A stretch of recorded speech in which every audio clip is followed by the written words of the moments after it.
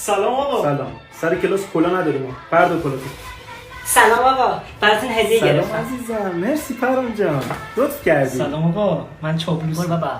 خب بچه‌ها من میرم لیست حضور غیابتون رو از دفتر بگیرم. لطفاً شلوغ نمی‌کنید. چیزی هم سر کلاس نمیخورید تا برگردم. آقا پرهامم مبصرتون هستم. چاپلوسی اینا هم داره دیگه، مبصری و من برمیگردم.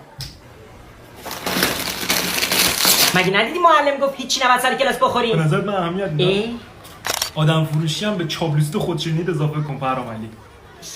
ببینم عکسمو. فکر نگرفتم. گنگ. خب. اون چی بود قایم کردی؟ چی؟ آقا اجازه داشت پفک میخورد. نه آقا. آقا ازش عکس گرفتم. گوشی آوردی مدرسه؟ آقا همین تو رو الان خدا. واسه جمع می‌کنی پرهام؟ میری در دفتر. براتون هدیه همین که آوردم. گفتم.